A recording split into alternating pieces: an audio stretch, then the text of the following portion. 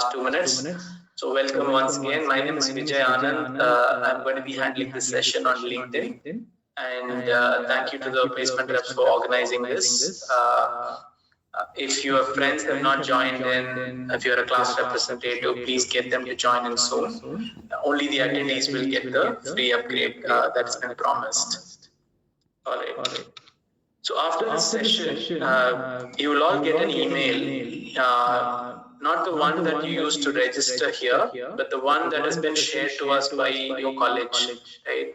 So your placement office through your placement reps have collected a list of email IDs and they have shared it with us.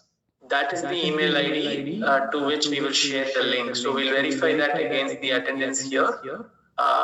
If your roll number is there or if your email matches, we'll mark you as present, and all the present folks will get free upgrade to LinkedIn Premium for 6 months, right? So you will also get access to LinkedIn Learning for 6 months because of this upgrade. Right, so you will see that there is a lot of additional features with Premium which you will get access to. I'll explain all of that in this class. Right. So I'm going to start with what is LinkedIn. A few of you said you don't know what LinkedIn is. LinkedIn is a professional network. Right? You can also think of it like a social network. Right? What is a social network? Facebook, Instagram, Twitter, etc. Right? What do we do on social networks? We post pictures, we check into restaurants, we go to a movie, we talk about it, review it, we talk politics, we kind of congratulate our friends on any milestones that they've achieved. We comment, we share, we engage, right? So this is what we do on a social network, right? Yes, there will be a recording also, Anushka, for the attendees after the session. In case you miss parts of it, you'll be, as long as you have attended the session for at least a brief period of time, you'll get the link to the recording. So the social networks help you engage with friends, family, relatives, neighbors, students in college, classmates, etc. Right? So that is social network. A professional network is where you connect with your classmates professionally, alumni from your institution, maybe recruiters that you want to reach out to, companies that you are interested in working for or interning for. Let's say if any of you are interested in higher studies, how do you connect with professors overseas? All of that can happen potentially through LinkedIn, right? So that is what LinkedIn is for. It is a professional network. But if you take social networks, there are so many of them. Every social network is big. Facebook is big, Instagram is big, Twitter is big. But if you take professional networks, LinkedIn is the largest global default professional network. What do I mean by global default? So if I say professional network, LinkedIn is the only thing that will come to your mind. There are a few other smaller professional networks, but they're very niche, as in they're very small. They have a smaller scope and focus. LinkedIn is fairly global, fairly large. When I say large, it's really large. So this is what I'm talking about. There are more than 800 million plus members on LinkedIn. There are 60 million plus companies on LinkedIn, 20 million plus jobs on LinkedIn, and 50,000 plus skills on LinkedIn. So what is a skill, right? So when you create a LinkedIn profile, you can claim that you have skills in certain areas. You can say you know MS Excel. You can also say you are good at team management, right? So you can talk about business skills, you can talk about technical skills, you can talk about software skills, design skills, etc. Right? There are more than 50,000 skills to choose from. Right? So these are like filters or tags on your profile. But you can choose only a maximum of 50 skills. You can say, these are my top 50 skills. Now, how does it help you or the others on the network?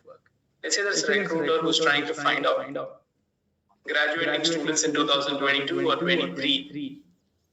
Among them, who has these skills? If I have a recruiter account, I can scan profiles. People who are open to work, within that open to work profile, which of these people have these skills? I can get a list, and if I'm interested, I can approach the right candidate, right, with an opportunity. So skills are a great way to kind of showcase your profile and your background and experience. There are 120,000 plus schools schools are nothing but educational institutions. They're not just schools, but also universities, colleges. FacePrep is also a school on LinkedIn, right? So we're also a company, but we're also a school, right? So there are more than 120,000 such schools on LinkedIn. And the last part, not many people know about this. More than 443 billion plus hours of knowledge. Where is this knowledge? And this is there in LinkedIn Learning. Right? LinkedIn Learning is one of the largest repositories of content on the web. In fact, you can think of it as slightly even bigger than Coursera. Right? Now, Coursera, Udemy, everyone knows. LinkedIn Learning, people don't explore as much because many of its features are paid. So now with the free premium access for 6 months, you'll be able to access this as well. Right?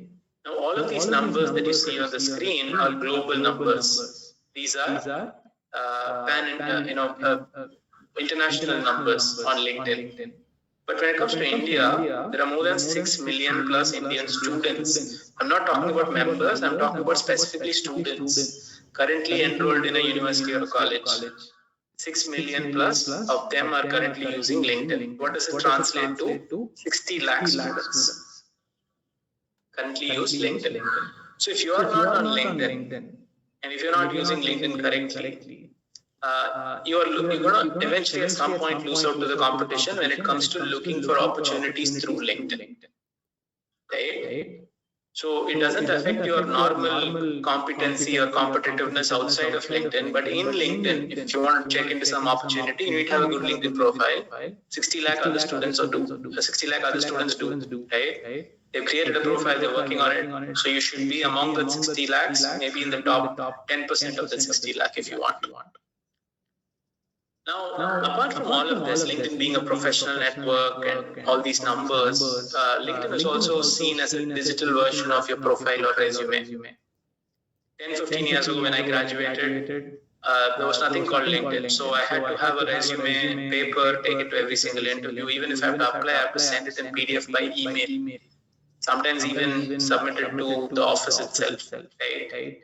So that is how bad it used to be. Now, even if you take a resume, even if you send a resume by email or upload it somewhere, you are expected to have a small section where you put your LinkedIn profile URL. Right? Just like your email ID, phone number, you have to put your LinkedIn profile link. Right? So it is expected that recruiters have access to your LinkedIn profile so that they can check you in comparison with other students also on LinkedIn. It makes it easier for the recruiters. Right? Now, if you're applying digitally, these days many applicant tracking systems ask for LinkedIn URL as a field. Just like they ask for your email ID, they're going to ask for your LinkedIn profile URL. So it's good to have that handy. Some of you said you don't have an account, so you will have to start creating an account and fill in all the details and get comfortable with using LinkedIn. The first thing starts with a picture, right? Whenever you get into a social media platform or a platform like LinkedIn, the first thing is you're a little anxious. Oh, what is this platform? Before I put my picture, I want to spend some time exploring it, right? The problem with LinkedIn is LinkedIn starts providing value to you after you start establishing connections, following the right kind of people and companies. Now, when you're sending connection requests to set up your account, people may not accept your connection request if you don't have a photo. Right? So your connection requests are 9 times more likely to be accepted if you have a photo. Why? Because look, if you send me a connection request without a photo, I might assume you're a bot or you're doing something that's under the radar. So maybe I don't want to accept this connection request. Right? So take a simple, neat-looking picture. Don't do fancy selfies or fancy photos from a trip or sky jumping or things like that. Take a very simple photograph, straight facing, slightly at an angle if you like, and then put it up as your display picture. Now, some people take it to the other extreme. They scan their passport size photo and put it with that white border. Don't do that either. Right? Everyone has smartphones. Give your friend the phone, stand in front of your NIT building, decent enough building with good lighting in the daytime, take a picture, put it up. That's it, as simple as that. right? As long as you're well groomed in that picture, wearing nice clothing, a headshot is sufficient, right? Members with photos are also going to get 21 times more profile views, 36 times more messages. Now, this data comes from LinkedIn's internal systems. So, LinkedIn has analyzed the differences between members with photos and without photos. Just a few months ago, LinkedIn launched a new feature called Record Your Name. It's basically where you record how anyone should pronounce your name.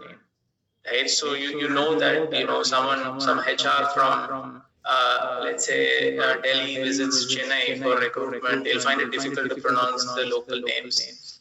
HR from Bangalore visits, let's say Haryana or Chandigarh. They'll find it difficult to pronounce some of the names there. Right. So we have problems in languages, so many languages in India. So it's important that anyone who's talking to us know how to rightly say our name. So LinkedIn allows you to record your name 10 seconds and that can be played by anyone visiting your profile. It is your voice and you're saying how should they pronounce your name. This is specifically important, especially if you start working for multinational companies and the clients are from overseas. And they're gonna meet you for the first time in a Zoom call or directly physically meet you in an office. They can always play that audio, understand how to say your name, and then when they meet you, they pronounce it right. You can also do the same.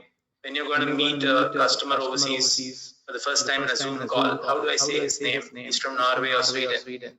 Right? So how do I say his name? Right? So play that audio in case they have recorded this. Now this feature is available only in the mobile app version of LinkedIn, which means for adding the audio clip alone, you'll have to download the LinkedIn app on your phone and record it. I suggest though that setting up the profile happens in the desktop. Once you've set up the profile, you can use LinkedIn on the phone also. But setting up, if you do it in the desktop, you can do it really well. Third thing is industry. This may not matter to you as much right now, mainly because some of you are still open-minded about which industry you want to get into. Right? Mind you, I'm not talking about function.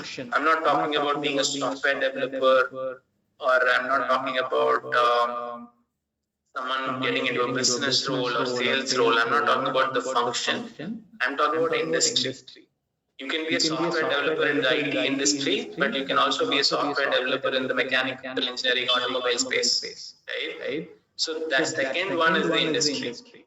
Right? Software industry, mechanical or automobile industry. So industries are those. Financial services as an industry. I personally am in the educational services industry. I can also call it tech if I like. Right? So if you're not sure, you can skip this. But if you're sure, then choose the industry of the internship that you're doing in, the company in which you're doing your internship in. Right? Or let's say if you get an offer from a company, right? Put that company's industry here. Or let's say you're interested in an industry, you put that here. This may not be too relevant for you now, but once you start working, you might want to keep a check on which industry you have updated your profile as. Right? Because some people check with industry in case they want to recruit or connect with people.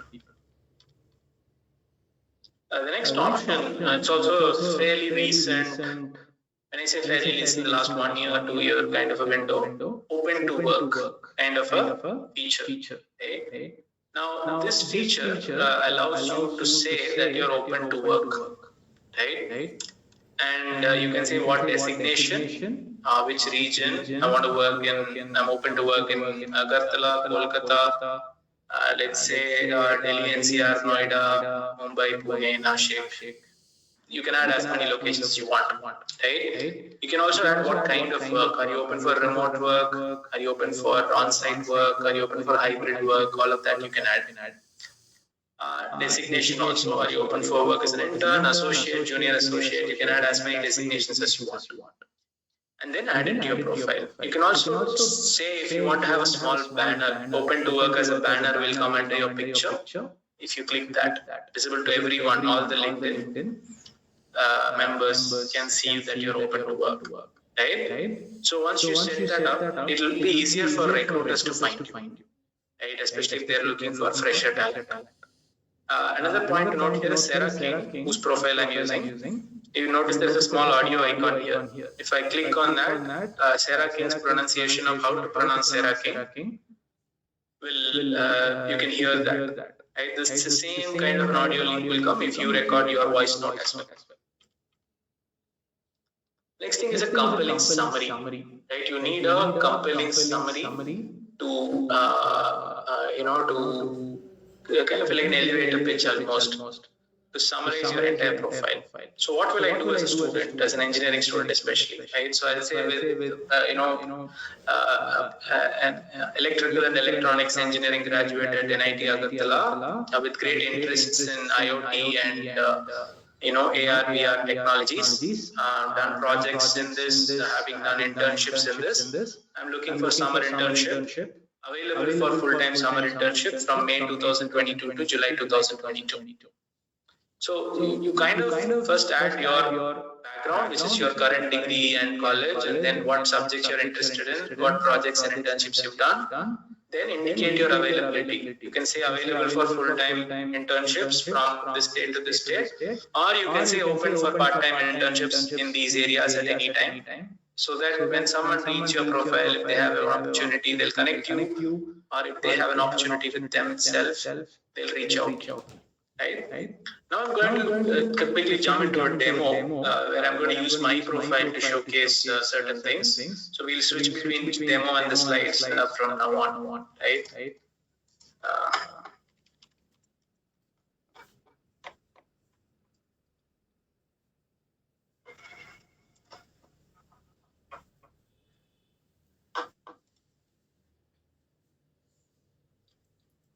So far I've spoken about the profile. So I'm going to go into my profile. So I'm a premium account holder. So I have something called premium. So I think by the end of today, by 7:30, we'll send you the links. You can also upgrade to premium for free for 6 months. Right. So the profile will start with a decent enough picture, straight facing or slightly at an angle. Don't do very fancy kind of selfies, because you can keep it professional. You will still see that some folks have really, fancy eccentric selfies. But sometimes you will see that they can pull it off because they are in a specific field, let's say entertainment and creative kind of industries. Or they are founders of companies already. They don't care what other people or how other people judge their profile. Either they are hotshots or they are in the creative fields. If you are in any other field like engineering or software development, IT, you will have to maintain some sense of professionalism in your picture. Background picture is also useful to have. Sometimes the companies will give you these background pictures, the companies you intern in, etc. But if you still not part of a company, Google minimalist backgrounds for LinkedIn. You'll find a lot of good backgrounds which you can use in the space here. Now, the first thing that you have to understand is this title below your name. You can put student NIT Agartala, or you can just say NIT Agartala 23 pass out or 23 batch, ECE, and then you can put something else. So look at what other folks are doing in other NITs, other IITs, etc. What are their titles? Even my title could have been better, but this is what I have, right? So I'll just show you how it affects you. There's another tab called My Network. When someone sends you a connection request, it comes here, right? So Jyotishwar says, student in AGIM Coimbatore. I just see that. Now, if I don't see this, I handled a class in PHIM recently, so I can always accept this, right? Now, if I don't see this, it is a problem, right? So sometimes I may not know where did I meet this person or interact with this person, right? So Kondra Jagadish has sent student. I know that I can guess that Kondra is part of this class, so I can accept, right? Bhaskar is EIE sophomore at NIT Agartala. Bhaskar has got a really good title, but the problem is Bhaskar, you've got too many words, right? Maybe try to remove solopreneur and freelancer. Say what are you freelancing in? Freelancer in or freelance developer, something like that, right? So keep it up to this, like 5 words max. So this is what I see, right? So you'll have to, this is what others will see also. So keep it maximum 5-6 words so that you don't cross that limit. Right? So you can always accept these requests based on those titles. Very few people will click your profile before accepting. I can also click your profile, check, okay, maybe Bhaskar attended my session, let me accept. Right? Now, many people will not do that. They'll just try to accept it here, where based on what they see in the title. So it's important that you have a good title, right? So I go back to the profile. So once you finish the title, the location is important. Right now it will be Agartala, but after you start doing internships, you can keep changing that, right? Now from here, suggested for you, analytics and resources, these are all private to you, right? Others won't see this on your profile. Others will start seeing after your name, they will start seeing about section, right? Now I told you there is open to work section. So most often, if you're a freelancer, you will do providing services. Don't do that because you're about to graduate. Most of you would like to find a job, right? So open to work is what you should consider. So I'm also open to hybrid, on-site, and remote work. If I add title, I can say vice president because I'm already one. I can say senior vice president if I want, and I can start adding titles, right? If I want, I'm open to work in multiple locations. I'll add all those locations: Bangalore, Hyderabad, Pune. I can add, right? I'll also say when I'm willing to join. If I say immediately, more recruiters are interested in immediate joinees, right?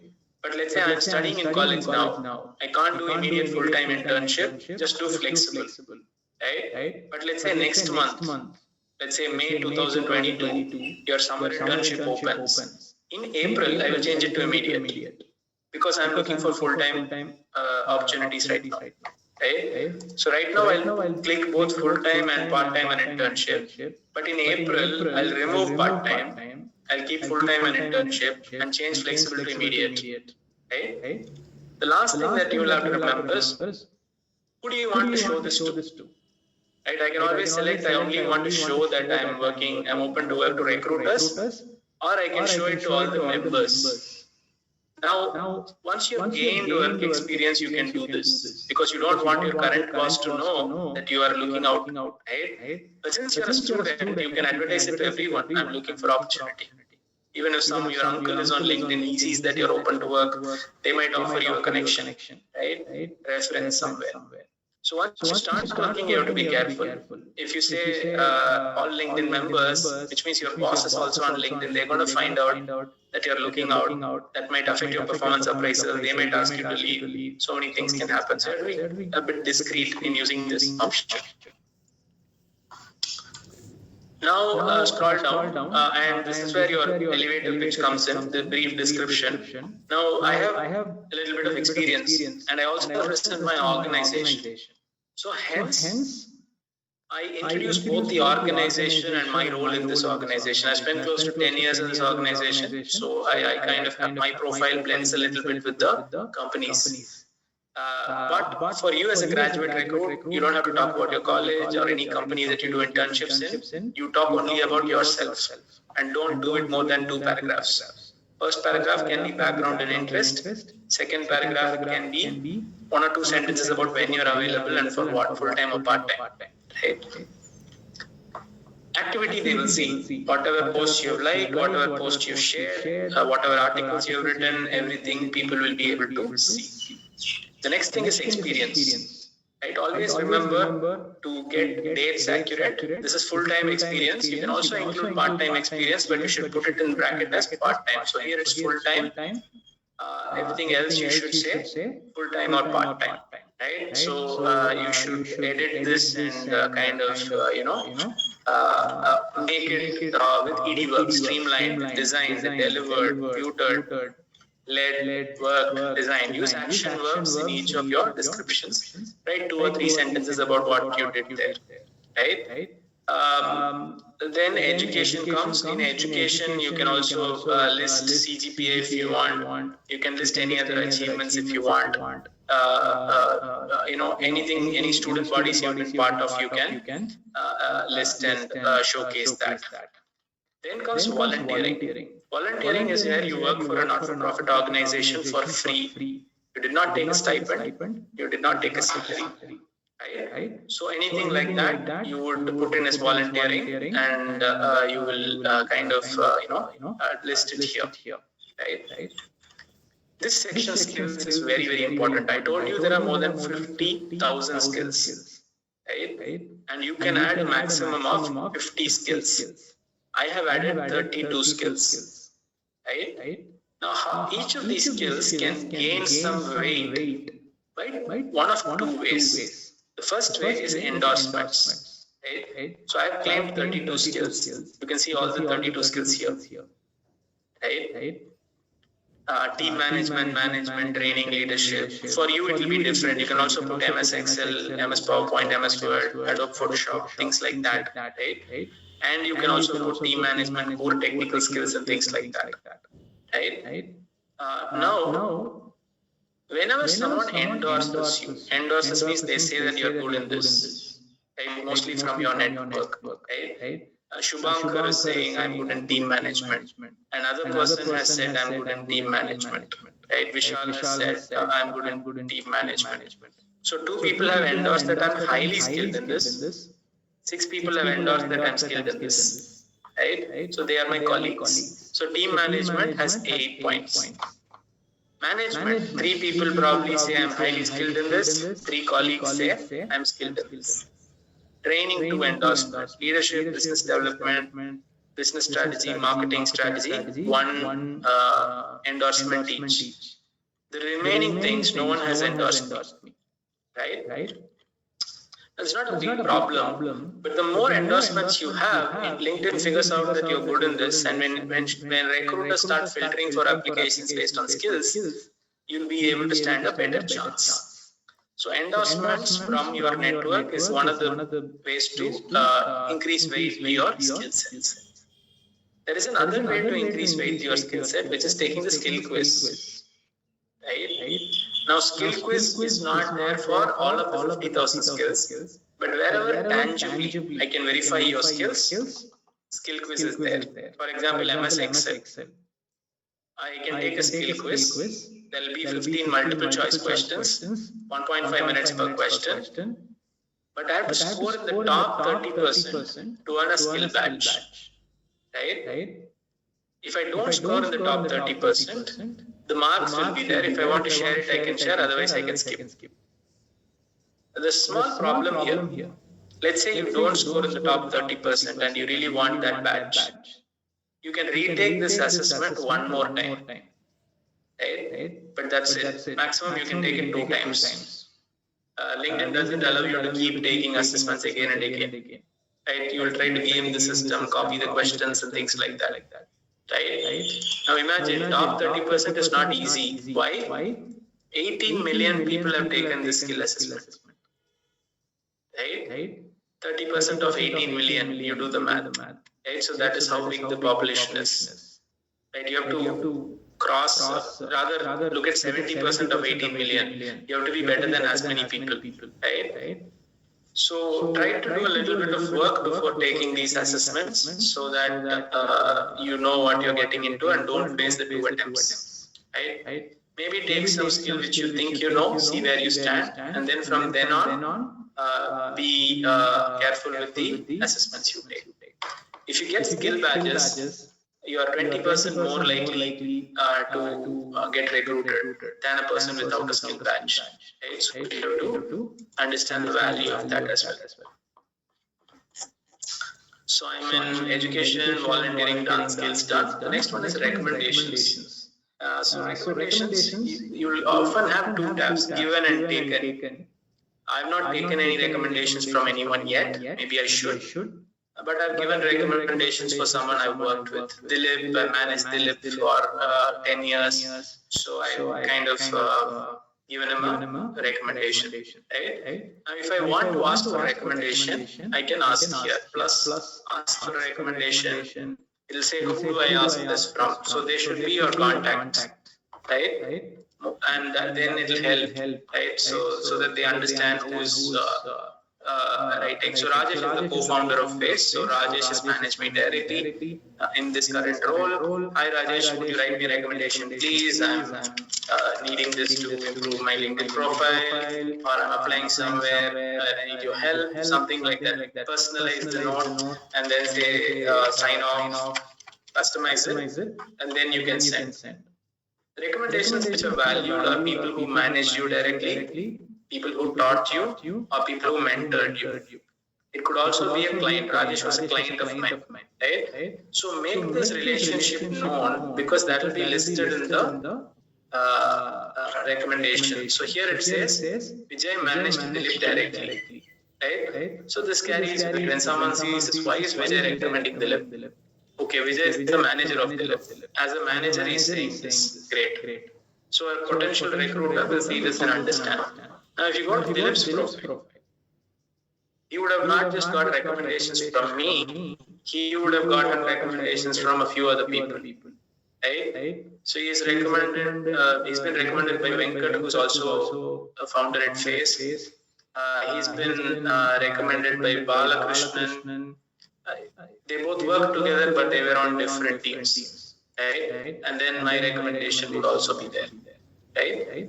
So it's important that you understand the value of recommendations because it boosts your profile standing. Right?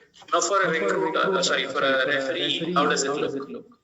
So you'll need to send a personalized note. So I have not given recommendations yet for these people. Maybe I should get around to doing it this week. So there are 6 people who have asked for my recommendation. Each of them has sent me a note. You can see that this person has sent a detailed note as to why she's wanting a recommendation. I should probably give it soon.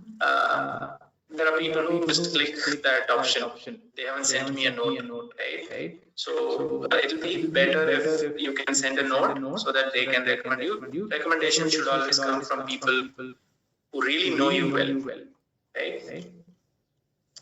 Languages is obvious, so make sure you add as many languages you know. Then the last 2 sections, interest and causes. I'll first finish causes. Causes are things you're passionate about outside of work, right? Animal welfare, arts and culture, children, education, environment. So if anyone else is also passionate about this, some companies are passionate about some of these causes. So by saying that you care about these things, if a recruiter or if a network cares about these things, there is some common ground based on which you can communicate. I have friends who are interested in poverty alleviation, hunger, medical and health causes, right? So there are so many causes you can add, right? This is just to say that I'm passionate about these things. In interest, you'll find there are 4 groups, 4 categories: influencers, companies, groups, and schools. Right? Now, influencers are also people on LinkedIn, but they're not there to generally connect and just establish networks. They already are top positions, top professionals in their field. So, for example, Satya Nadella, you may not be able to send a connection request to him. Right? So, if you want to send a connection request, let's say I say connect. It'll ask me for Satya Nadella's email address.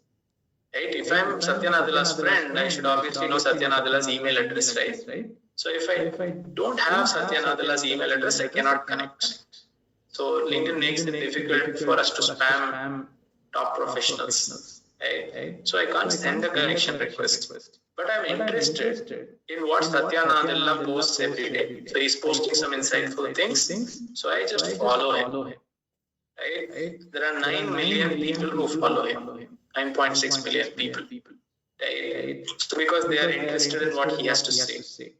Right? So make sure you don't connect with everyone randomly, but if you see that there is a top professional in your field or someone you like, you might want to follow them based on what they post. There are some top people in the country today who are on LinkedIn, but they don't post as regularly. So if someone is posting regularly, contributing to thought leadership, they'll get this blue chat box kind of a LinkedIn logo. This means they are influencers. Now Reed Hastings, CEO of Netflix. Right? This person is not an influencer. Is Z of Nets is on LinkedIn, he's sharing some things, but he's not actively contributing to knowledge or thought leadership, but it's still okay, but he's not an influencer.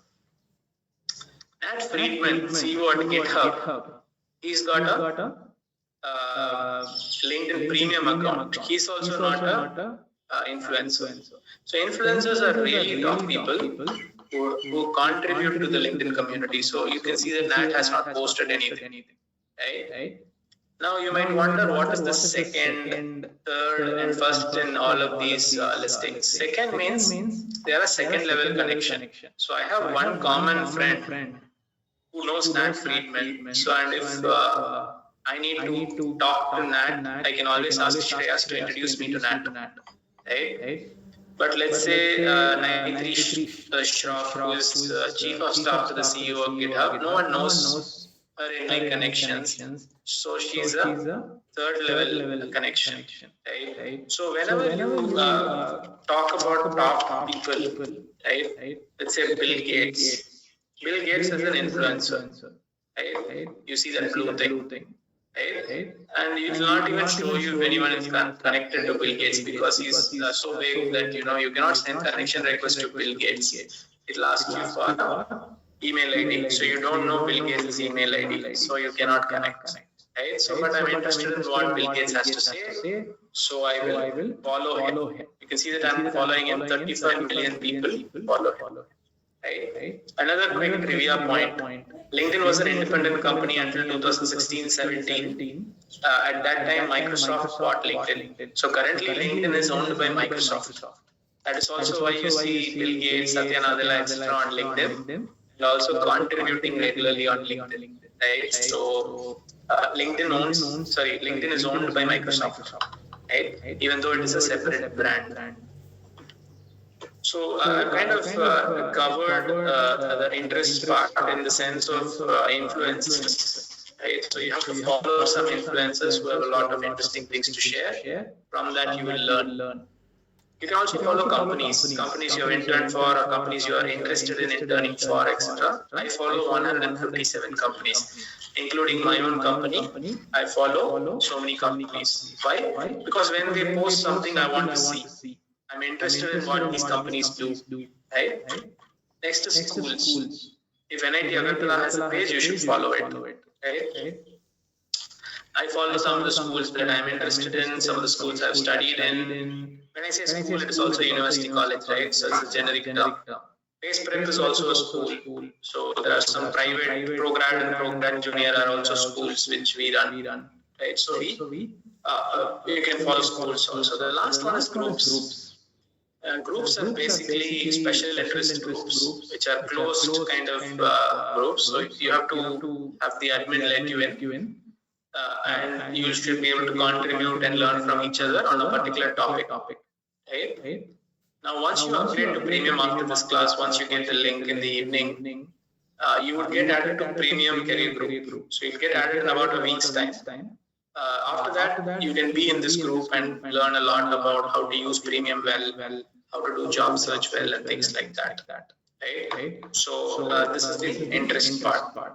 Right? So now I've covered all of this. Now, whenever a recruiter scans your profile, they'll not just see experience, education, volunteering, skills. They'll also see other things like recommendations. What are you interested in? I'll scroll through. Okay, you follow Azim Azhar. I also follow him. Great. Right? So you follow this person. I also follow this person. Awesome. So common ground. Right? You follow some companies. I also follow that company. Great. So it gives a glimpse into your personality for the recruitment. Right? Now the one section I do not have, I've not yet filled, is this licenses and certifications. I should be doing it, but I've been working for so long that I've not recently taken any courses. But if you take courses, if you finish exams like TOEFL, IELTS, TSGRE and all, you can add your licenses and certifications here. Right? Credentials basically. Right? If you finish courses on Udemy, Coursera, you can add them here. Right? So you can just mention where was it, issuing organization, let's say Udemy. You can even select Udemy, this credential expires or does not expire.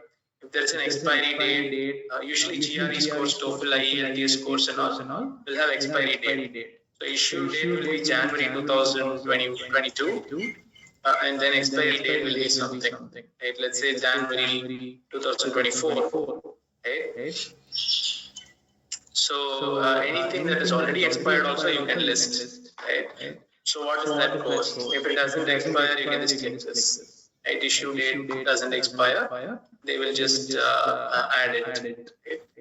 So you can even upload your certificate and it will be shown to people who want to verify that.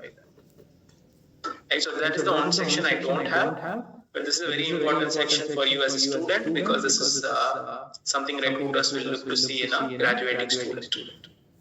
Right? So far, I have covered just the profile section.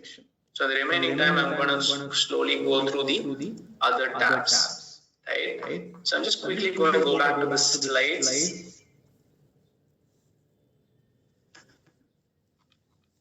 Right, so once you've crafted a good profile, now it is time to interact with community, post content, etc. Right, so you can interact with LinkedIn posts by other people. Right, you have sent connection requests to your friends. You have sent connection requests to your teachers, your colleagues, your family. Now, anything they do on LinkedIn will come on your feed. Let's say your friend likes a particular company or post, it will come on your feed. You can also choose to like it or comment on it. Right? So LinkedIn has 6 different features in like or comment. Like, support, celebrate, love, insightful, curious. I find it insightful, I'm curious about it. Right? You can also comment on them. You can share that post with your own comments. You can do a lot of things that you can do on Facebook and other social media. Right? The next one is featured section. Right? So this allows you to showcase samples of your work. If you're a designer, if you're a UI UX kind of person, for specific fields, this is going to be very valuable, especially if it is visual. You can upload documents. You can upload work samples, PDFs, PPTs, images, videos. So people can see your work and be impressed by it. Right? So it will really help for you to use this featured section really well and showcase some of your interesting content that you created. Any certificates and awards you won, you can showcase. And there is something called creator mode that I've not turned on.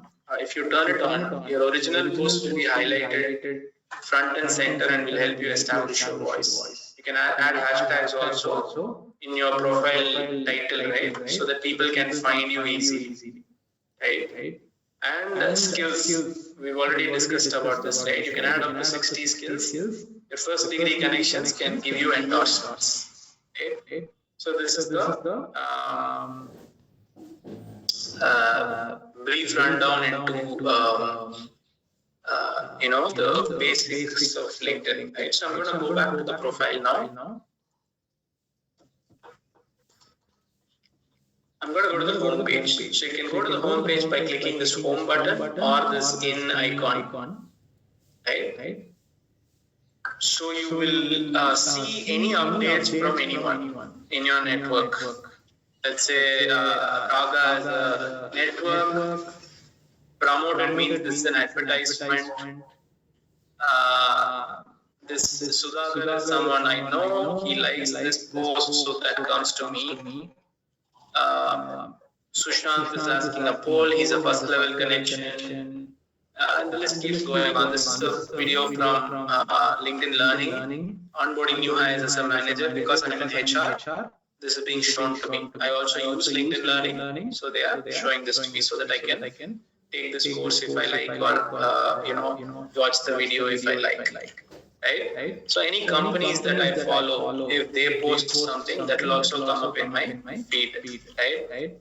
So this is your feed. Now the problem with such feeds is that some people on LinkedIn use it like a WhatsApp group.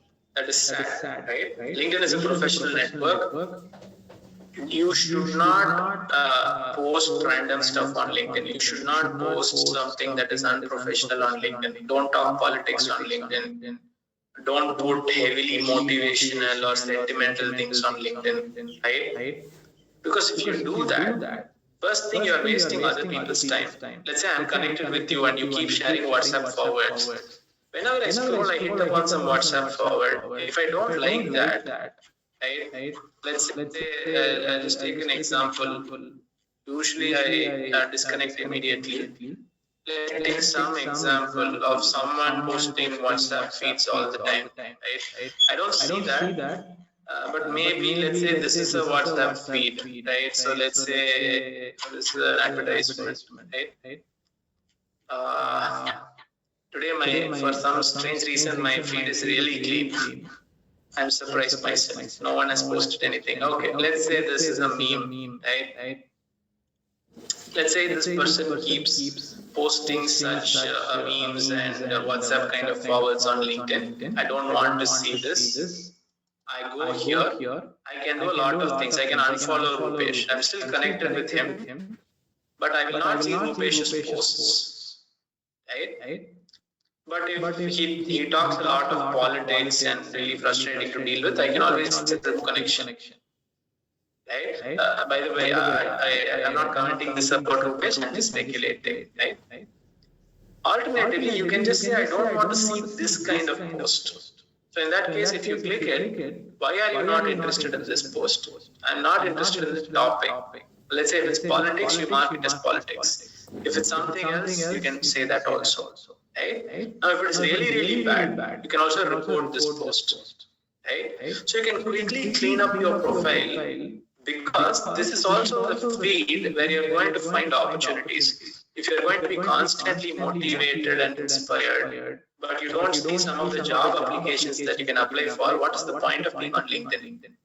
Right? Especially if you have to scroll through tons of such WhatsApp forwards and then find one opportunity. You're going to spend a lot of time scanning through unrelated, irrelevant stuff before landing on something relevant. So your connections will decide that. So if you randomly connect with everyone, that is also a problem. There are some people who may not know how to use LinkedIn. Some people are on LinkedIn for different reasons. So you have to be careful who you follow on LinkedIn, connect on LinkedIn. And you have to also make sure that you don't waste anyone else's time on LinkedIn by talking unprofessional things, right? Irrelevant kind of things. So your feed is going to be central to where you will learn, where you find opportunities, etc. So if your feed has too many other things, you'll have to keep scrolling for days to find something useful, right? So if you want some really good content, you need to follow the right kind of people. Don't follow everyone. Be connected with the right kind of people. And if someone keeps sending you stuff that you don't like, you can always unfollow that person. But you can still stay connected with them. They will not know that you unfollowed them. Right? That's still possible. It's similar to Facebook in a lot of ways. Alright, so you finished this home tab. Now I'm going to go to the networks tab, which I've already shown you. Once you start accepting connections, there'll be some recommendations based on your alumni institutions. There'll be recommendations based on similar profiles in your field. People in a similar area where you live, where you study, people from the premium career group. So LinkedIn tries to figure out who is what. They'll try to show you people you can potentially connect with. Right? It will also show you companies that you can follow, other people, influencers you can follow, etc. Right? So this is like an endless scroll. It'll keep coming. The more you keep scrolling, you'll keep getting people. So don't randomly connect with everyone. Right? Connect with people who you really want to, whom you really want to be in your professional network. Right? So that way, you can keep it clean. Especially as a student, you should keep it clean. I'm a working professional. I've got some experience. I'm not currently looking for opportunities, so I don't care about feed as much. But as a student, the feed is very important to you. Right? The more you have to scroll to find opportunities, the more time you're wasting. Right? So if you're connected to the right people, you'll find opportunities fast. Right? Now I'm going to the most important section in LinkedIn, which is Jobs tab. Right? This is the third tab in LinkedIn. Right? Here's where I want you to take some notes if required. Because I'm going to talk about some tips and tricks which you may want to use after this class. Right? Now, jobs is where you will find opportunities, whether it's an internship or a full-time position. This is where you will find opportunities, right? I'm going to talk about at least 6 or 7 ways in which you can find jobs on LinkedIn. 3 of those ways will come from within the jobs tab. Right? LinkedIn by default will understand your profile after you have a complete profile and will suggest job searches related to your current position. Right?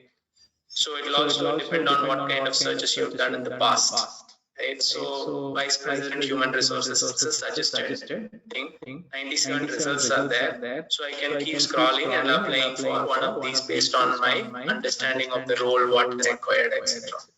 Right? So that is the first step. Searching for jobs. Now, if you notice, the jobs tab has 2 search boxes. Home tab has 1 search box. Now, home tab search is for finding people, finding companies, finding anything, finding a post or article, searching for hashtags, etc. Right?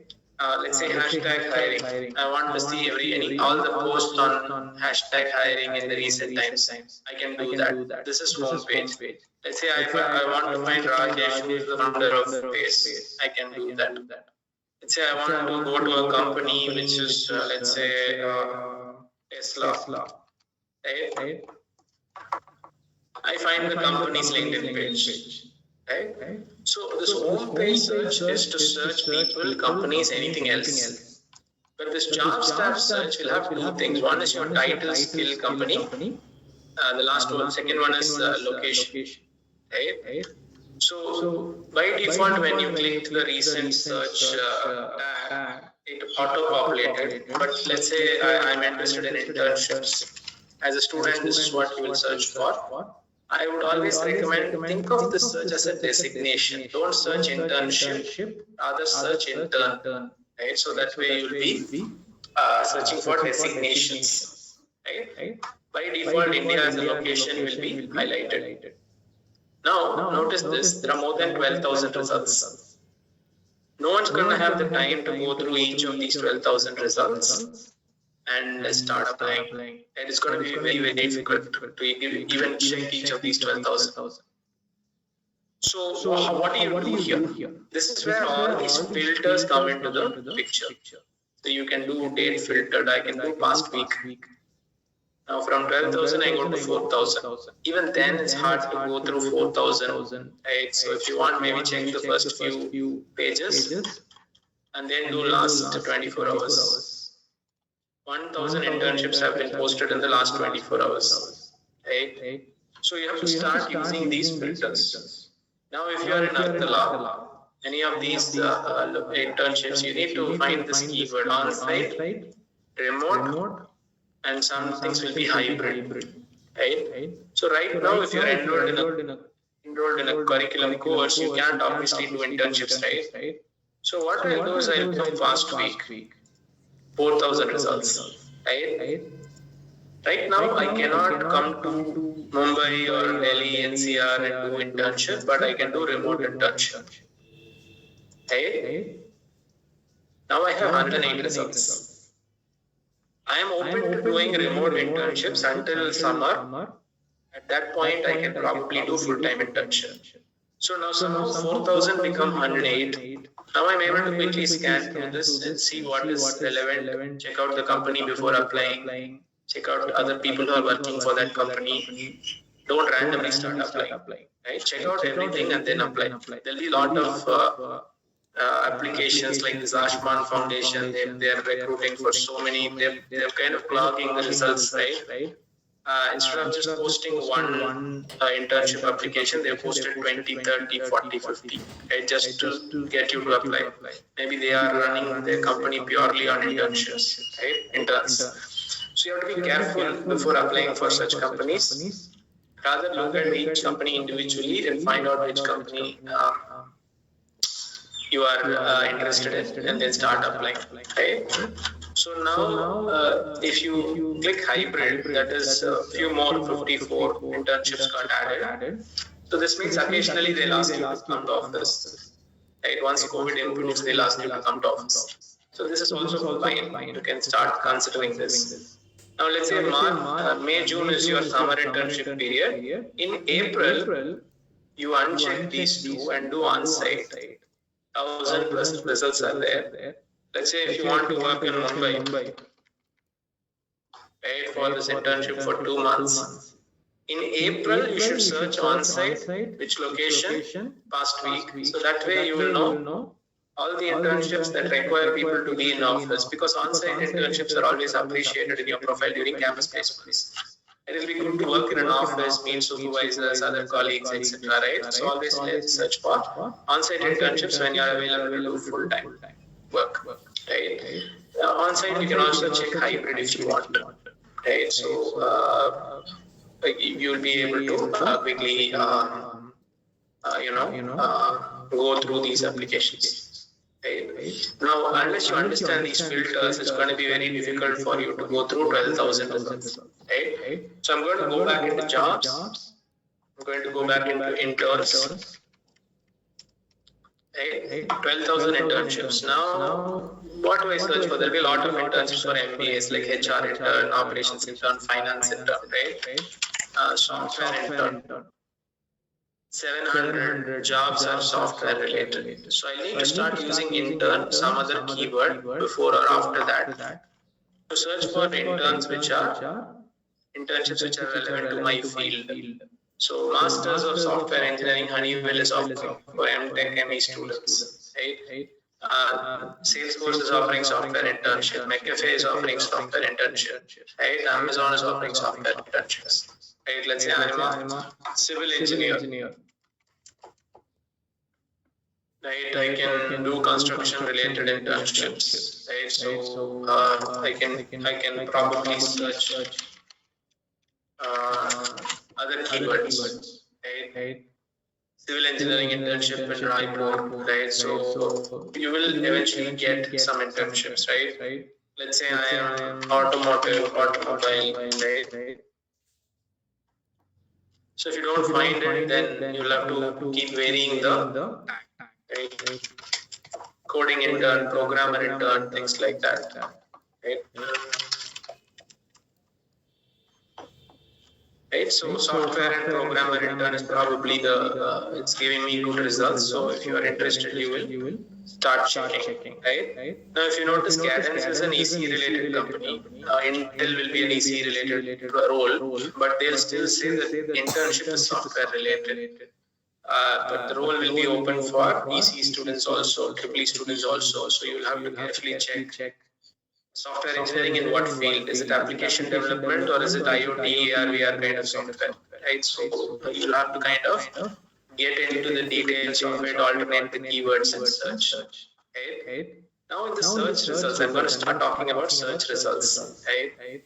Always check when was it posted. This particular internship was posted 10 hours ago. Intern software engineering in Salesforce was posted 2 days ago. Right? I also know someone here, which means I can always ask this person for a reference if I want. Right? And once you click it, that job will load in the right side. You will see how many applicants have applied so far. 200 applicants. Plus 200 plus applicants have already applied. Honeywell, for instance, 1 day ago, 0 applicants. Right? So this means I'll have a better chance in Honeywell than applying for a job which already has 200 applicants, especially if they have only one vacancy. Right? They may already have some good profiles, especially don't apply for internships which have more than 500 applicants. Right? Always try to be the first one to apply, which means date posted, I'll always do past 24 hours, 13 results. If there's something good in this, I'll try to be the first done. Okay? 26 applicants there. This is the same Honeywell, but I think it's a different listing. 26 applicants 10 hours ago. Maybe I'll try my shot at this. Right? Now, another thing to notice is also the difference between this Honeywell application and this Healthcare Technology Innovation Center. Right? Honeywell says apply, and this job says easy apply. There are a lot of other jobs which will also say easy apply. Right? Now, easy apply, Adobe always has easy apply. So if you look for internships with Adobe, it will say easy apply. What is easy apply? So if you click it, a small pop-up will come. Right? And You will be able to enter your email, phone number. At the next step, you can upload your PDF resume. Next step, ask any question. Why should we hire you for this job? Are you available to work? Start work immediately. Those kind of questions. You finish, click submit. The job application is done in 5 minutes. As long as you have your resume PDF ready. So easy apply, it means your LinkedIn profile gets sent along with your resume and the application is finished within LinkedIn. So this recruiter is recruiting using LinkedIn. But large companies like Honeywell, if you click apply, it will open a new page. It will take you to Honeywell's careers page. Right? So what does it mean? You have to create a login in this Honeywell's recruitment page. Then you have to get started. You have to apply. They'll ask you to upload the resume, but they'll also ask you to fill out a form where you have to do your education, internships, everything once again. They'll not ask you for courses and hobbies and all, but you have to fill out your experience and education manually. So you have to do it very carefully, right? And every company will have a different careers page. Right? For example, Cadence has this careers page on myworkdayjobs.com. So you can see that it's Cadence, not myworkday. Right? Now, if you want to apply for Cadence job, you'll have to create an account here. You have to log in. You have to apply, upload your resume, fill out the form, and apply. Now, it's highly likely that another company like Genpact, they will also have Workday or Taleo. So Genpact has Taleo. Taleo and Workday are the top applicant tracking tools. Taleo also, you have to create your login. This is Genpact's Taleo. There could be some other company's Taleo also. You can't use it across Taleo in different companies. Right? I'm just trying to see if I can find another Workday kind of thing. Right? So you will eventually find one. If you click on enough job applications, you will find Taleo, Workday. There is another company called Lever. Right? These are all applicant tracking systems, wherein you have to create a login, apply. It will take at least 1 hour. So make sure when you start applying for these positions, set aside some time and do it. If you finish it willy-nilly, it will be full of mistakes and you are not going to get a call. Right? And most importantly, you have to remember the username passwords. It will always important. It will be important for you to maintain a Google Sheet. Okay, Cadence My Workday. This is the email ID I used as username. This is the password. Then I'll say, okay, Genpact Taleo. This is the URL. I have to copy the URL also so that I can log in to check my status. Username, password. Then let's say Siemens has also My Workday. Siemens My Workday is this job, this login, and you can log in and check. So multiple companies use Workday. Does not mean you can use the same account in multiple companies. Each of it is like an individual website. Right? So apply is going to take at least 1 hour. Easy apply will take only 5 minutes. So you need to understand that distinction when you start applying for positions. Right? So be careful with that. The next thing in the jobs tab. So I've already told you, look at the applicants, use all the filters, use the filters, look at other applicants, look at when it was posted, look at whether it's easy apply or apply, and then start applying. Now, if you have a normal account, your profile will start, your jobs page will start with this, recommended for you, right? So this is based on your profile and search history, right? This is based on your profile and search history, right? Now, some of these jobs you may be the top applicant. Now, this top applicant thing is only for premium users. You will not get this in normal account. So only for premium users you will get this top applicant thing.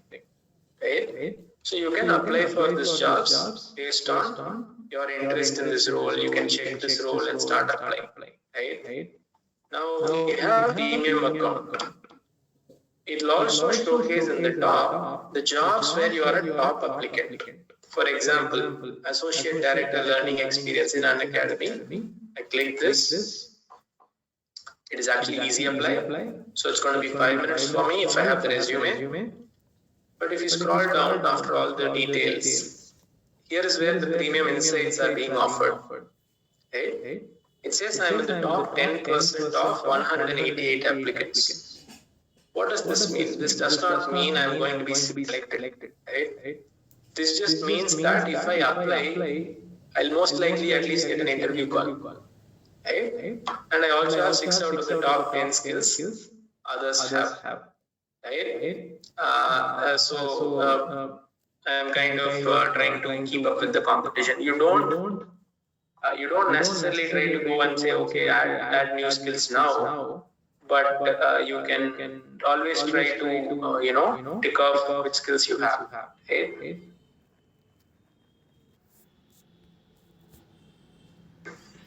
So I'm in the top 10% of applicants. I also have other data, who has master's degree, who has MBA degree, how many people, right? And I'll also be able to see about something about the companies. The company has 264% company-wide growth. In project management, 600% growth in number of people, total employees. But the problem with an academy is the median tenure is only 1.1 years, which means people are quitting in 1 year. Something's wrong, or maybe for some reason, I'll probably try to talk to an academy, someone, maybe someone I know, and then take the call. I have 3 connections, as you can see here. So before applying, I'll probably talk to all of them and find out if the work culture is good. Can I join? Why does it say only 1.1 years? I'll probably ask them. I also see that Unacademy has had 4 people from FACE, which is the company I work for. Maybe 2 of them are from FACE, 2 others, one is a friend of mine who's not from FACE. So who are the 2 others? I also try to find them and talk to them. Right? So these are insights only the premium folks get, which you will also get by the end of today. Right? So this is the jobs tab, guys. So you search, you filter, you use the suggested job searches, you use the recommended job feature, you use the premium job feature. Now here, for example,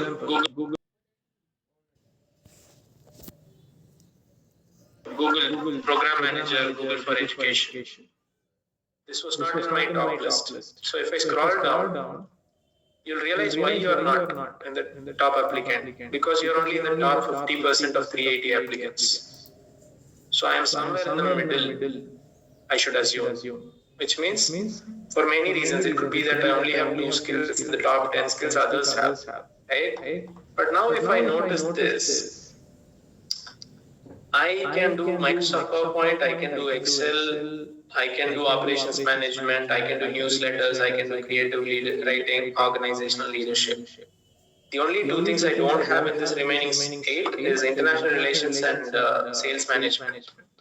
So I can now go to my skills and tick off all this, but that's not going to get immediately reflected in your profile. So there'll be waiting time, and LinkedIn's algorithm will figure out you're trying to do it for the job. Right? So you can't keep changing skills like that. Don't do that. Right? So this 50% is not purely only on top skills. These are the skills other applicants have. Right? The job poster has not listed these skills. Right? Remember that. Now this is the jobs tab. You apply or easy apply from any of these positions, and if you have premium account, you have additional insights. Right? Great. Now many students stop with this. This is the only place where I can find jobs. That's it. Right? They'll always come to the jobs tab, search for jobs, apply and stop. Now this is not the only place where you can find jobs. You can find jobs in multiple other ways on LinkedIn. So I'll start by talking about some of the ways. Right? So I type this company Talent. Right? So Talent is a software company based in California. They recently opened an office in Bangalore. So I click Talent. Okay? Each company will have a job section. So if you click jobs, all the company's job openings will come. 243 job openings are there. I can scroll here, but it will only show me 9 openings. Right? But I want to see all the jobs. So I will click. 243 results. There's jobs in Singapore, England, and all. So I don't want all of those jobs. So I go down and do India here, location India. There's so many filters as you can see. You can search by job function, you can search by title, you can search which ones have under 10 applicants, right? So you can put so many filters and you search for job openings. Now I have only 8 results. Now you can see talent acquisition intern is there. And then mostly these rest are full-time jobs, right? So this is how you filter. I can even do date posted. The same thing that you did in internship search, I can do this. I can do experience level also, I can do internship. Now there is only one result, right? Now let me show you another company. I go back to home page. I go to a much larger company, Amazon. Right, I go to the jobs page. You can see that Amazon is ranked on LinkedIn top companies. So LinkedIn does a bit of ranking also.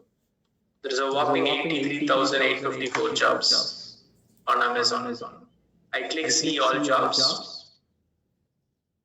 83,000 jobs are there. I go to filters. I click India first. And then it comes to 8,226 jobs. Next thing, I go to experience level, I do internship and entry level. 16 results, simple, right? I've got all the internships worked out. Entry level options here, cloud support intern, 3D junior artist, MBA internship. Now sometimes what the recruiters will do is make mistake in setting this experience level. They'll forget to put this. So I generally advise you not to select that unless you do it as a last resort, right? Rather, once you filter to the country level, you search for designation in this, right? There was 17 and now there is 52. Now the intern could be in the description also, but at least you have more applications to search. Right? So you first do this and then do internship. You have 11 results. Right? So I still don't want to do that. I want to scan through all these 52 listings. So instead of putting experience level, I am searching through 52 results. Right? Now in a large company like Amazon, let's say I want to work on a specific technology. Let's say I want to work in Alexa technology. Right? No results were found in Alexa technology for internships. So there's no point searching for that. Let's say I'm about to graduate. Now I want to work for Alexa technologies, right? In India, this is not an internship. But let's say if I search internship, 0 result. Entry level, I have 0 result. Associate, I have 25 results. Associate is also very similar to entry level. So I'll filter that. So in India, positions related to Alexa technologies in Amazon, there are 25. Right? So you'll have to learn to use these filters really well. And also simultaneously learn to use the right keywords to land the right applications to apply for. Students find it most challenging because there is 12,000 internships. How do I apply for the right ones? They keep applying for the wrong ones, wasting time, right? So just as much time as you spend in applying for an internship, you should spend a lot of time in searching for the right internship. People always go to jobs tab, internship, and they start applying for the internships that are listed in the first 3 pages. Don't do that, right? Spend a lot of time finding the right internship to apply for. Spend time in applying the internship. If it's an external website, spend 1 hour trying to really craft a beautiful application. Give as much details as possible. Right? This is the outside the jobs second option to look for and find internships. Right? There is actually one more way. Right? Let's go to Rajesh's profile, a good friend of mine and also founder of Face. So here is someone who is a startup in the ecosystem of startups, right? So he keeps starting new companies. He keeps hiring for people in those companies, right? Now, if I go to Rajesh's profile and show you his activity, I'm sure you will hit some job postings, right? You can see that, yeah, not yet another job post. Right, so he's asking people to work for him in the founder's office. The role is in Bangalore. Right, if you know somebody who may fit this, please DM or email me. So, which means you can connect with him and also say you're interested in this role. Right? I keep scrolling through this profile. I keep finding another job post which he has shared. So Kalvi is a company which he has founded recently. Kalvi has shared a job post which he has shared on his feed. Right? Now, now if you, now if you are following Rajesh, even if let's say you're not connected with him, if you're following Rajesh, 1 week ago when he posted this would have come up on your feed, right? This would have come up like this on your feed. I'm looking for someone for this position, right? So you need to start following top founders, CEOs, etc., so that whenever they post job openings, it comes up on your feed, right? So when I went to Amazon, right, I know that there are so many jobs. That's why I also follow Amazon. So you should also follow companies. So whenever they post a job or a post about a job, it may come up on your feed, right? So this is the third option to find jobs. Then there is a fourth option. Right? Going to the home page using hashtag-based search, hiring. Right? So here, hashtag hiring, you can see it from any angle. So you can say companies which are hiring, right? Basically hiring in their name itself. So that is not what I want, right? I just want to search hiring in posts, right? Anyone who has used hiring as a hashtag in their posts, right? So I click posts here. Right? So this opportunity track and all, it's like aggregating things. Don't waste a lot of time here. If they don't give you a link, they ask you to pay money and all, it's a scam, right? So be careful. So check the link, see if this takes you to IIM Ahmedabad's link. Or if you're smart, I'm sure you can go to IIM Ahmedabad's website and find out this internship directly. Right? Don't go through middlemen when you're applying for internships. Right? So here you will have to do a lot of scrolling to find good opportunities, but sometimes if you have a lot of time, you can do that. Right? So again, here you have to evaluate, because these people are not able to post in jobs also. Some people will post it like a post because they're not an accredited company who can set up a job post. But some people, like say some managers in the company, they will post it before the company makes it official on a job post. So these are things that you are getting your hands on before anyone is posting. Right? So Happy Fresh is looking for a loyalty manager. Not sure where this is. Location is not there. So if you want, you can check. Right? Some things might be overseas also. So please be careful when you scroll through this. Right? Now, hashtag hiring, I've checked.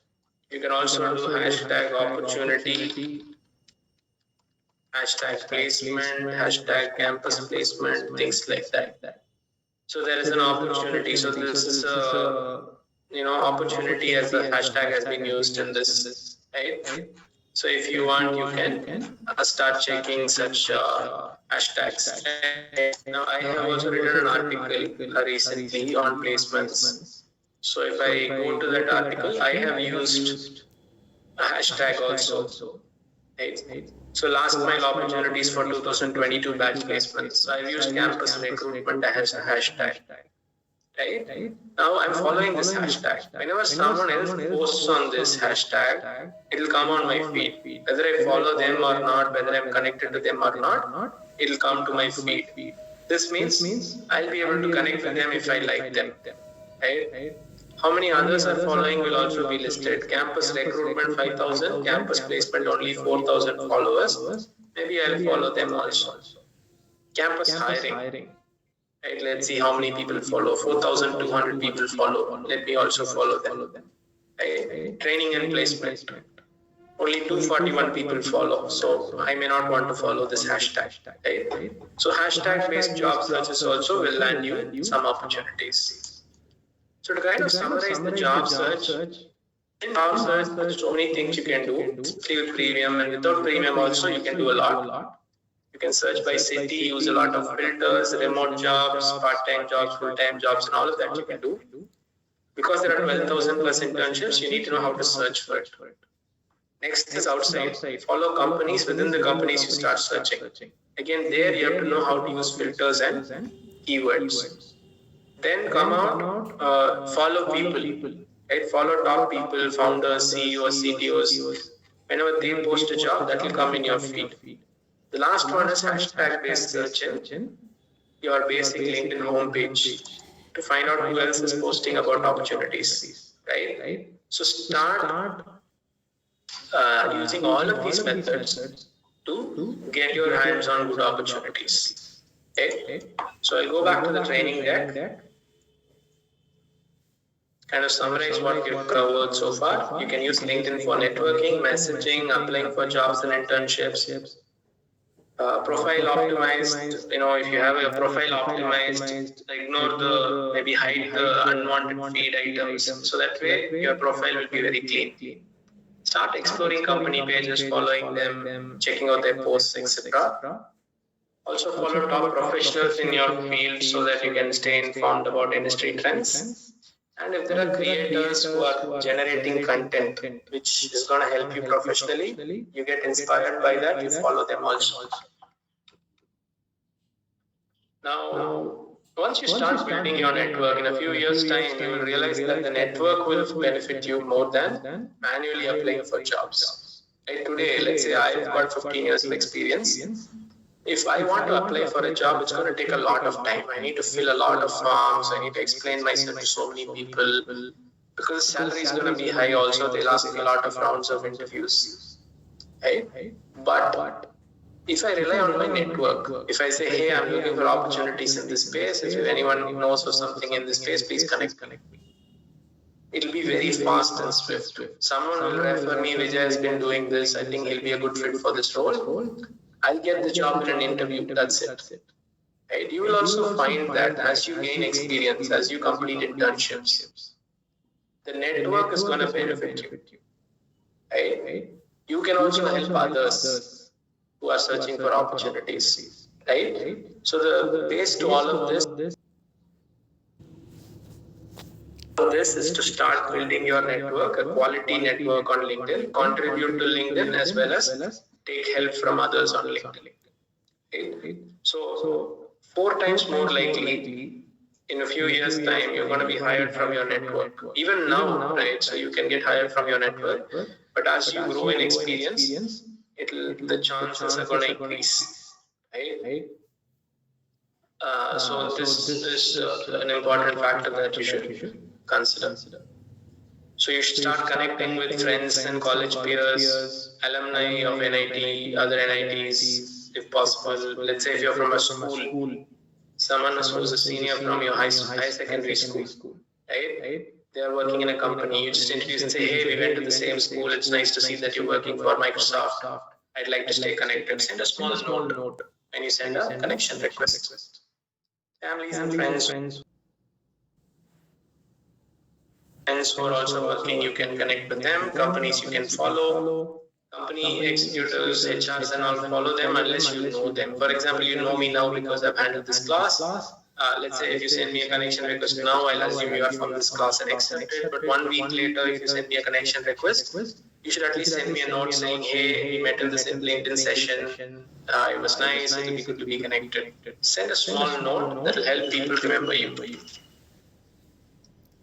So if it's another student, you connect. If it's someone big, someone a top professional in their field, follow them. Melinda Gates is the daughter of Bill Gates, so she's the chair of the Bill and Melinda Gates Foundation. So obviously you may not be able to connect with her, but she has a lot of interesting things to say, so follow her.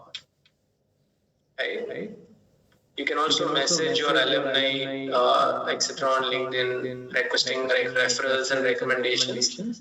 I already showed you how to do that in the profile section, right? Asking for referrals and recommendations. Right? Now here is a small case study. Right? Let's say in your higher secondary school, someone studied in a different college, they got an internship in Microsoft. Right? Now you can first establish a network with them, then message them and say, hey, congrats, you got an internship in Microsoft, good to hear that.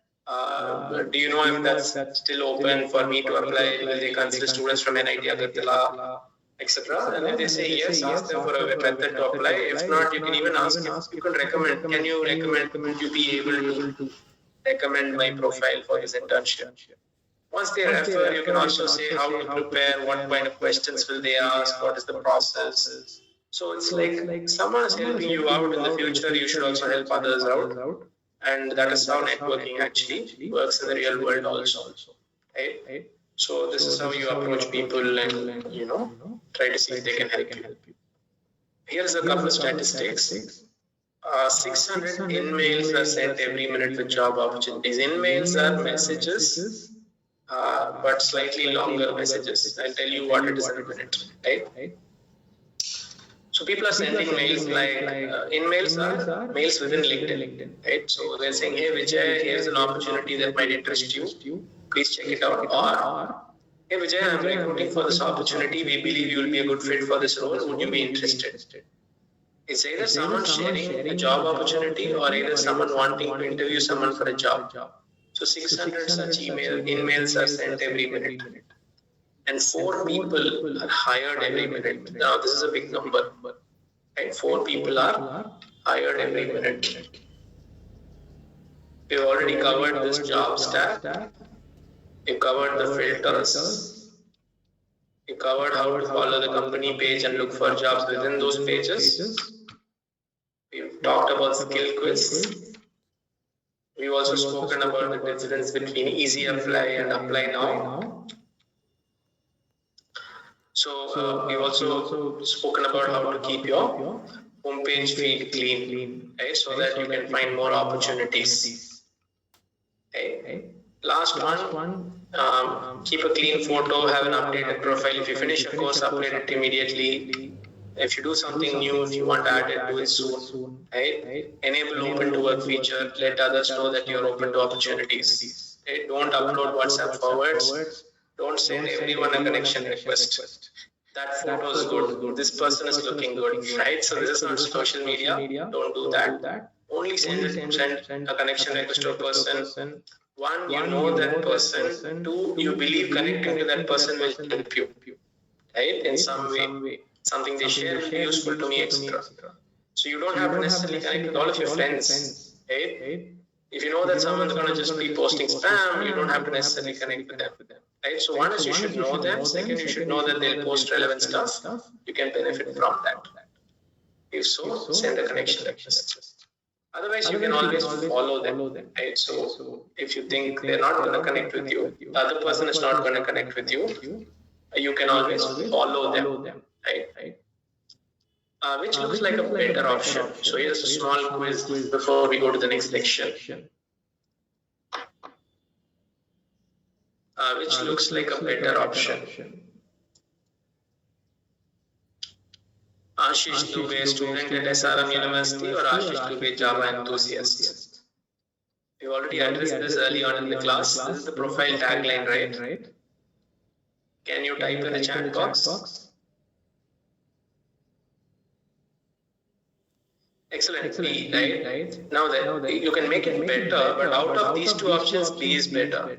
Right? You can always say SRM 2021, 24, or 20, 24, or 23 graduate, EC, something like that. I showed you someone's NIT Agartala profile also. Right? Second question. You see that the CEO of company is posting a lot of useful information on his feed, and you want to read them. What do you do? right? Two is follow, right? Because the CEO is not going to accept your connection request, right? Unless they are very open, they may not accept it. So follow them. Even if they don't connect, at least you can read whenever they post something on their feed. Third thing, you see a senior from your school on LinkedIn. What should you do? You can connect, right? Right? But do send them a note saying, hey, you and I went to the same school. It's good to see that you're working in this company. I'd like to stay connected on LinkedIn. That's it. A very simple note. Connect with your seniors. Fourth question is an open-ended question. We discussed at least 5 or 6 ways to look for jobs. I want you to tell me what are those ways. At least 3 ways. Let's try to remember.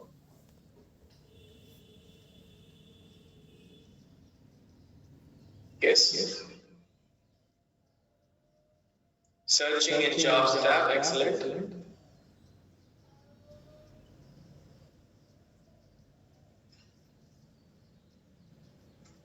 Networking, yes. Searching hashtag, searching within the companies, great. Using filters in the jobs tab, excellent. Following people, excellent. That is also networking, but you can also follow HRs, recruiters. So whenever they post jobs, it will come. Great. So following companies, following people, connecting with HRs, all of these are great ways. Excellent guys. So far I've brought a lot of good answers. So that's good. Now, this I've already showed. The normal profile will look like the one on the left. No icon will be there. Someone who has a premium account will have this kind of a logo, orange color.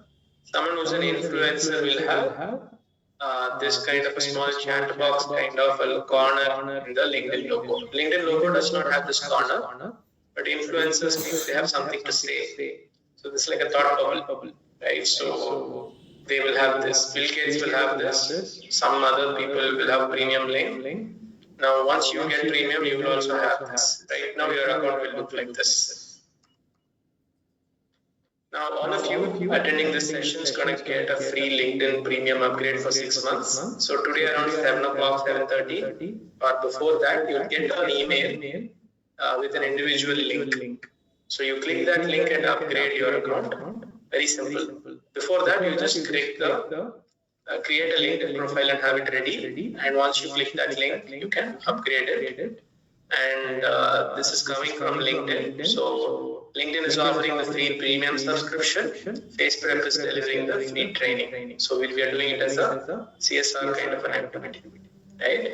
Now don't share it with friends because this individual link will work only for one time. So let's say if one of you click your link and upgrade, that's it. That link will not work again. Right? So each of you will get an individual personalized link.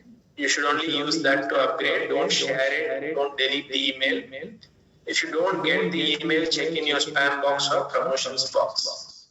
Now we're going to send it to all attendees whose database has been given to us by your college. Let's say you are now attending with an email ID.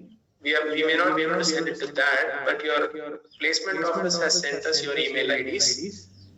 We are going to send it to that email ID, right, after verifying your roll numbers. So please make sure whatever is the email ID you gave to your placement office, you check that email ID for this link. So you'll get a small upgrade to premium blue box. You click that and it'll show you some things, what extra things you get.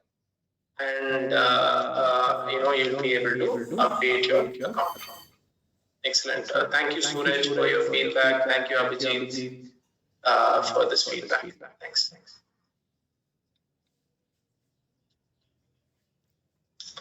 Shravan, I'm a BSMS Physics Department student. Can I step into IT? You still can. You just have to learn programming and you have to start completing courses in programming. I know a lot of physics graduates who have ultimately gotten into the IT sector. So it is possible. Right? So don't. Because IT is in demand, every single industry is getting into tech. So it's not impossible, but you need to have the skills, that's all. Right?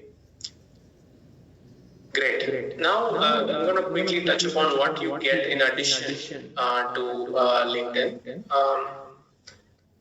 What you get in addition to the LinkedIn Premium, addition to the LinkedIn Premium account, right? So you get a few things extra, right? The first one is featured application, right? So I'm going to talk. There are two more sections before we close, guys. So please stay back. So this is featured applicant. So let's say 100 people apply for a job. 10 people are shortlisted.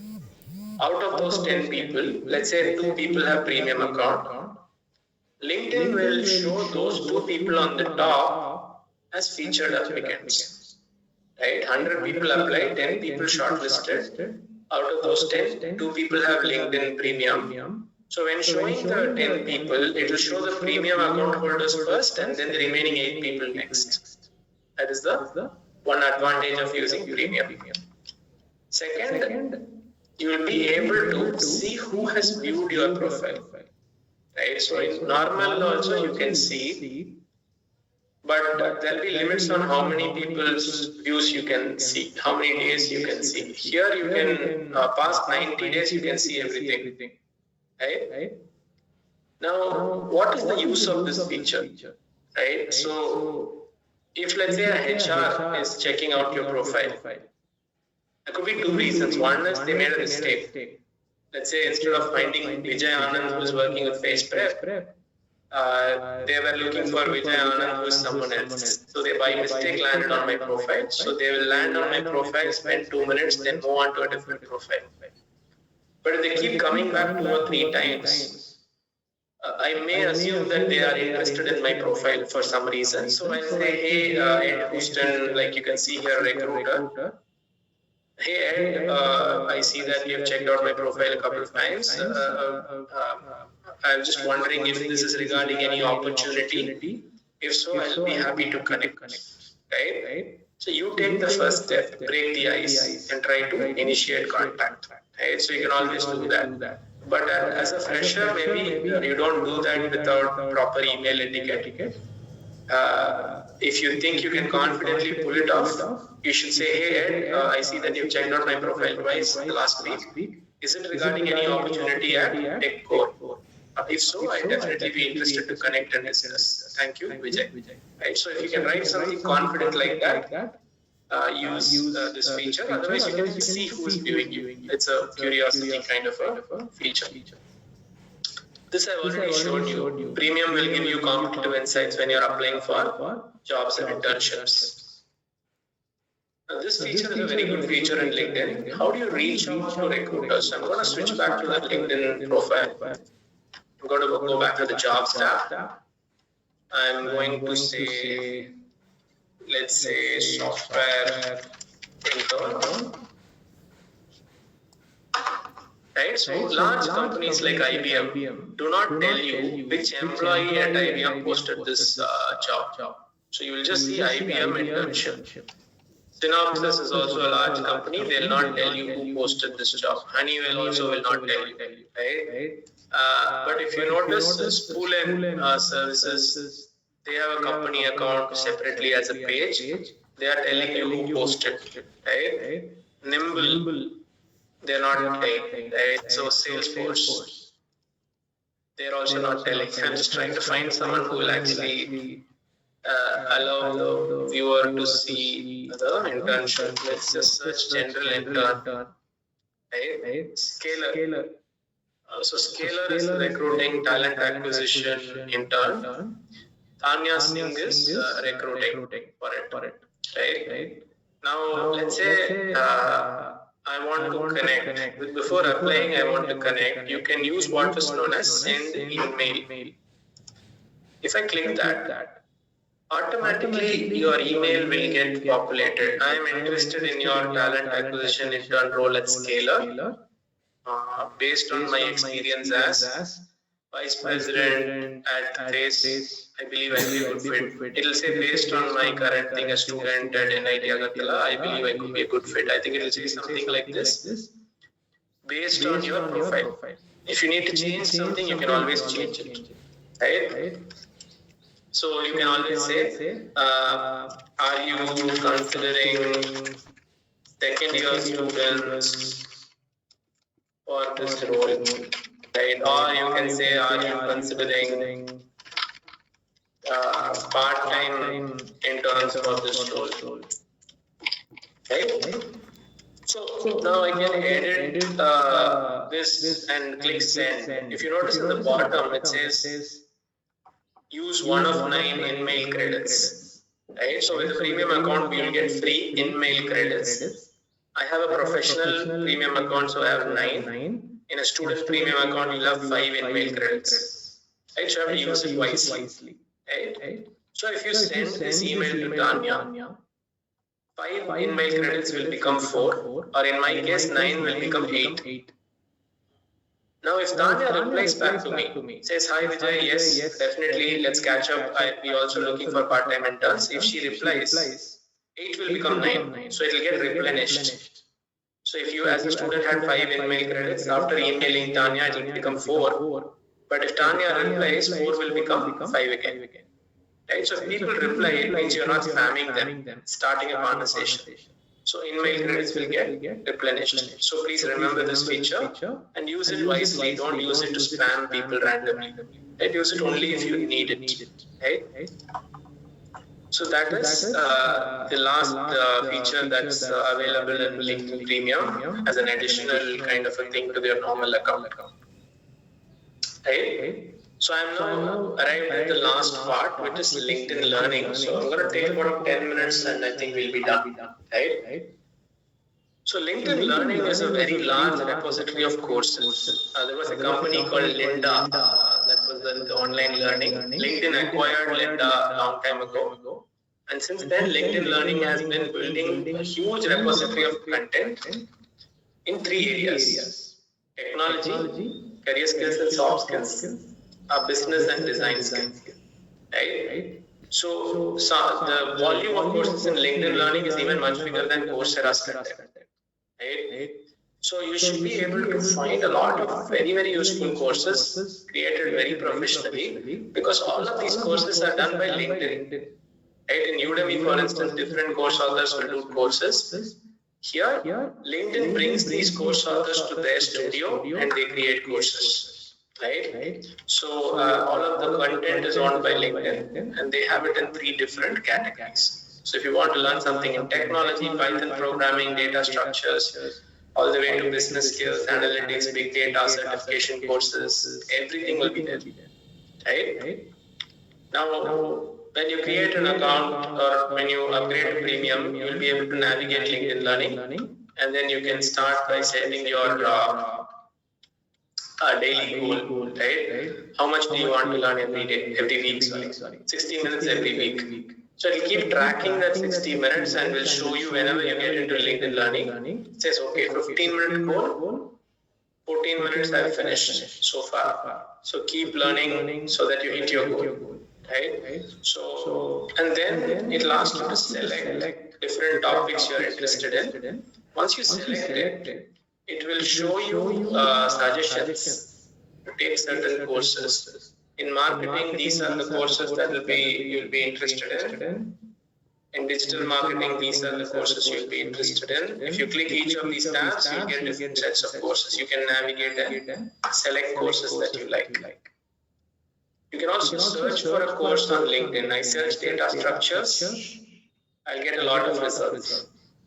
Now you have to notice 2 things here. This part, video, 3 minutes, 7 seconds. A video means it's not a course. It is a video from the course Learning Java collection. It's only 3 minutes. So if I want to do a deep dive into a topic or study a course properly, I have to look for this course tag. And it says 2 hours, 20 minutes. This is a 2-hour course. And you can see that learners are here. 1,05,296 learners are here. Okay. This is a popular course. So because of this, I might take this course. And if I finish it, I can add it as a certification in my profile. Right? So always look out for courses. See how many learners are there. See what is the total duration of the course. Another aspect of LinkedIn is that there is a third thing. There is videos, there is courses, and there is a learning path. Right? Learning path is basically a collection of courses. Right? Let's say if you want to learn Python fully, right? You can't just do a 2-hour course and learn Python. You might want a much more detailed knowledge of Python. So multiple different course authors, LinkedIn will create a learning path for you, and you can check out the course and check out the learning path and take that. 184,000 people are pursuing this learning path. 42,000 people are pursuing this learning path. So whatever you see here, you'll see video, audio, course, or learning path. Videos and audios are usually part of courses. So if you want to deep dive into a topic, you should definitely consider learning path. You can see that its duration is also much higher, 18 hours, 29 hours, etc. Right? Now, you can use a lot of filters to look for content. Duration is one, level is another, subjects and topics, continuing education, a lot of things you can search. This is what the learning platform will look like. There'll be a lot of videos. You can, turn on closed captions for subtitles. Similar to Netflix, you can watch it with subtitles. If you don't understand the accent of someone, there'll be also a question and answer section, frequently asked questions and things like that. The author will reply. In Notebook, you can take notes. Transcript, you can download the entire transcript of the video in case you want reference. You want to refer to, you can download the transcript and print it out. For some courses, it will be useful, but for some courses like programming and all, it may not be quite useful. Right? So be careful when you download the transcript. For some courses, it will be very useful. For some courses, it may not be quite useful. Right? So this is LinkedIn Learning, and once you finish, you can add this to your licenses and certifications. You can see that Udemy is there and LinkedIn is there. Coursera can also be added. Issued on October 2026, 2016, no expiration date. Right? So these are things that you can use on LinkedIn. I'll just quickly show you the LinkedIn Learning platform. In this platform, it is the top right. Once you click that LinkedIn Learning, it will open here. You can see that I set myself a 60-minute learning goal. I have not done any learning in the last week. Right, so this is tricky. Right, so maybe I should do 60 minutes of learning tonight to achieve this goal. Right. It will also tell me which courses I am where. I'm learning nano tips for finding a job with Jerry Lee, HR as a business partner course. I'm not finished yet. So these are things that I have already started, but have not finished. Right. Now, in terms of what you can do, right? What kind of suggestions will come? You can scroll down. Top picks for me. This week's top courses in the fields that I have selected. Live TV webinar kind of shows. People will be talking about interesting things. If I say I am interested, it will send me a notification just 1 hour before the event starts. So I can tune in and watch these sessions live. Right? It will be almost like a TV show which you are watching live. Right? And I would recommend this course. It's called Rock Your LinkedIn Profile for all of you. Right? So this will tell you how to boost your LinkedIn profile. In fact, much of the content that I have used comes from this course, Rock Your LinkedIn Profile. So check out this course if you're interested. 4 lakh people have already taken this course. Right? Now I'll just do a simple search. I do Python. So for example, a lot of courses are listed. I want to deep dive into this. I choose learning path. Now I get learning paths, 29 hours, etc. So I can either do advance your skills in Python, which means I already know basic Python. So I don't want this. Master Python for data science. I'm not learning Python for data science, so I don't want this. Become a Python developer is what I'm looking at. 29 hours. 14 courses you have to finish to complete this. So you can see that there's courses by Joe Marini, Bill Whiteman, Joe Marini again. So a lot of different courses are sequenced in a very good order for you to really finish your course. And the last course is Advanced Python. If you finish it, you learn your certificate. Right? So if you finish learning paths, the certificate will hold more value than finishing a single course. Right? So if you want to deep dive into a topic, please use that. Right? So I'll just go back to the slide. I think that's broadly it in terms of what I wanted to cover. Right. So the next steps is where you tonight you will get an upgrade link. Don't share it with anyone. It can be used only once for the upgrade, and you can access both LinkedIn Learning and Premium for 6 months from the date of upgrading. I highly recommend that you do it immediately or at least within the week. Right. All right. So I'll just answer a few questions. Anushka is asking if I'll get a recording. Yes, you will get a recording by email 1 hour after the session in case you want to watch any parts that you may have missed. Thank you, Akshat, for your feedback. Thank you, Saurav, for your feedback. Prakash, I think we discussed this earlier in terms of internship search. If you missed that part, maybe you can watch the recording. Since I use LinkedIn from another email ID, you can, it's okay if you are using LinkedIn from another email ID. You can use this link. Whoever gets this link can use it, right? It doesn't matter whose account you want to upgrade, right? But the problem is we will send the link only to your account, email ID, which has been given to us by your college, right? So all of you may be attending a webinar using an email ID. If that is different from your college provided email ID, there'll be a small problem because that will go to your other email ID. So please check that. Activated. You can use that link to activate any LinkedIn account, even if you have a third email ID in which your LinkedIn is mapped to, you can still open that and use this link, so there'll be no issues. Upgrade link we'll send by email, Tanmay, by evening 7:30 or earlier, you should get this.